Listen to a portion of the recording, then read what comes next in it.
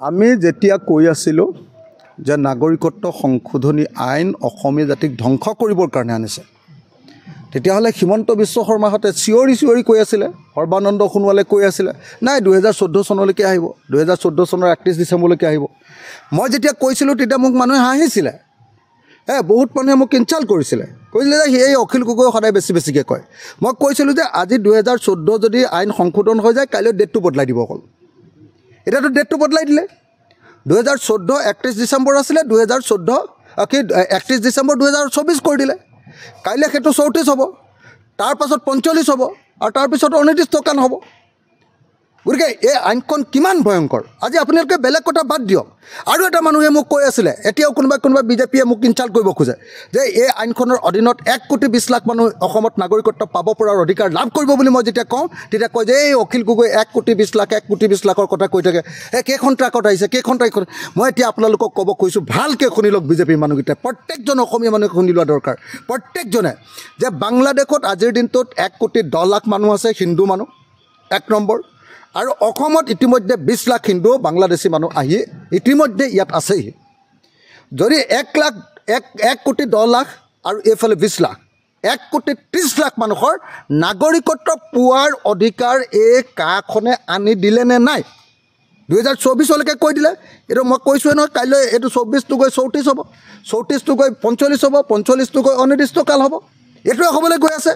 যদি গৈ আছে তেতিয়াহ'লে বাংলাদেশত থকা মানুহবিলাক ক'লৈ আহিব? হিন্দু মানুহবিলাক হয় অসম আহিব, নহ'লে আপোনাৰ পশ্চিমবংগ আহিব। দুখনেই ঠাই আছে অকল।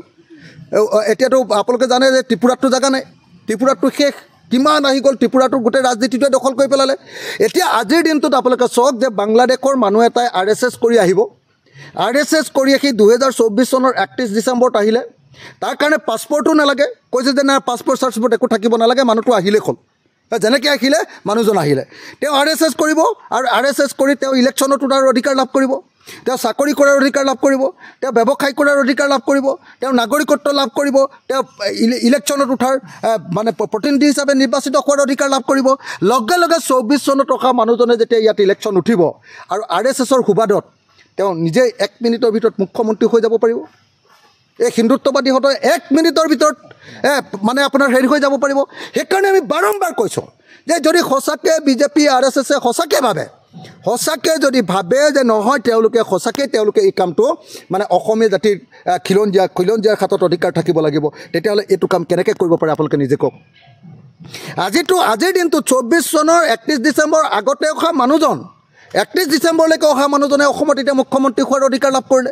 আইনখনতো পূৰা লিখি থোৱা আছে যে তাত নাগৰিকত্ব লাভ কৰিব, তেওঁলোকে ইলেকশ্যনতো তাৰ অধিকাৰ লাভ কৰিব, তেওঁলোকে চাকৰি কৰিব পাৰিব, তেওঁলোকে বিজনেছ কৰিব পাৰিব, তেওঁলোকে মাটি কিনিব পাৰিব, তেওঁলোকে যি ইচ্ছা অসমত সকলো নাগৰিকৰ নিচিনা সমান অধিকাৰ লাভ কৰিব।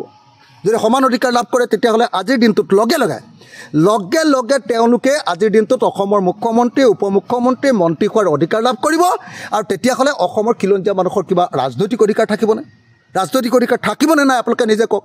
সেইকাৰণে বাৰম্বাৰ আমি কৈ আছোঁ, ৰাইজৰ দলে কৈ আছোঁ, যদি সঁচাকৈ ৰাজনৈতিক অধিকাৰ লাগে অসমৰ 6 জনগোষ্ঠীক জনজাতিকৰণ কৰক, আৰু অসমক ভাৰতবৰ্ষৰ সংবিধানৰ 371 কৰ অধীনত অসমৰ মাটি আৰু অসমৰ সম্পদৰ ওপৰত অধিকাৰ প্ৰদান কৰি দিয়ক। তেতিয়া কি হ'ব, ইয়াত অকল জনজাতিসকলেহে মুখ্যমন্ত্ৰী হ'ব পাৰিব, আৰু ইয়াৰ মাটি বাহিৰৰ মানুহে আহি কিনিব নোৱাৰিব। তেতিয়া আমি অসমীয়া জাতি বাচিব পাৰিম। গতিকে মই এই মুহূৰ্তত অতি স্পষ্ট ভাষাৰে আজি কেন্দ্ৰীয় চৰকাৰ বা বিজেপি আৰু RSSক নিন্দা কৰা নহয়, এই দলকেইটাক আচলতে অসমৰ মাটিত নিষিদ্ধ কৰিব লাগে বুলি মই ভাবোঁ। অসমীয়া মানুহে নিষিদ্ধ কৰিব লাগিব, এই দলক খেদিব লাগিব, নহ'লে অসমীয়া মানুহৰ কেতিয়াও অস্তিত্ব ৰক্ষা নহয়। মই এই মুহূৰ্তত সেইকাৰণে প্ৰত্যেকজন অসমীয়া যাৰ বিবেচনা আছে, যাৰ মূৰ আছে, যাৰ মগজু আছে, যাৰ হৃদয় আছে, যি অসমীয়াত্ব বুজি পায়, অসমীয়া বুলি নিজকে পৰিচয় দিয়ে, প্ৰত্যেকজন অসমীয়াক মই ক'ব খোজোঁ যে আহক আমি সকলোৱে মিলি বিজেপি RSSক অসমৰ পৰা খেদোঁ, নহ'লে ইহঁতি আমাৰ কণকঠীয়া মাৰিব। হয় সিহঁতি থাকিব, নহ'লে অসমীয়া জাতি থাকিব। সেইকাৰণে আহক সকলোৱে মিলি এইবাৰ 2024 চনৰ 31 ডিচেম্বৰলৈকে অসমত বাংলাদেশীক নাগৰিকত্ব দিয়াৰ এই যি আইন আনিছে এই আইনখন নাকচ কৰিবৰ কাৰণে সমস্বৰে চিঞৰিবৰ কাৰণে সমস্বৰে প্ৰতিবাদ কৰিবৰ কাৰণে সমস্বৰে ৰাজপথলৈ ওলাই আহিবৰ কাৰণে মই সমগ্ৰ অসমবাসী ৰাইজক আহ্বান জনাইছোঁ আৰু যিবিলাক দল সংগঠনে বহুত কথা কৈ আছিলে কা আন্দোলনৰ বিৰোধিতা কৰিছিলে শিল্পীসকলে কৰিছিলে বিভিন্ন সংগঠন আজিকালিতো আৰু অসমত দেশপ্ৰেমিক সংগঠনৰ অভাৱ নাই এই একদম তেওঁলোকে সকলোৱে অনবৰতে অস্ত্ৰ শস্ত্ৰ লৈ একদম কি কয় আমাৰ হেন্দাংখনে দাঙি লয় চববিলাক সেই সেনাবিলাক এতিয়া ক'ত যায় সেইবিলাকো দেখা যাব কি হয় ক'ত যায় কোন পানী ক'ত যায় এইবিলাক চব দেখা যাব এইবাৰ যেহেতু নাগৰিকত্ব পাইছে কি ক'ব মানে আপোনালোকে নিজে ভাবক অসমত আহি যদি কা আইনৰ অধীনত নাগৰিকত্ব বিচাৰি দিয়ে তেতিয়াহ'লে তাৰমানে সিহঁতি বাংলাদেশী বুলি গম পাব আৰু সেইকাৰণে সিহঁতি বিচাৰি আছে যে নাই এইটো একদম মানে আহিলেই পাই যোৱা এতিয়া 24লৈকে হৈ গ'লতো এতিয়া আহিলেই পাই যাব তাৰপিছত আৰু এতিয়া নাগৰিকত্ব পাব আৰু নাগৰিকত্ব যে কাক দিব সেইটো কি আমাক জনাই থাকিব নেকি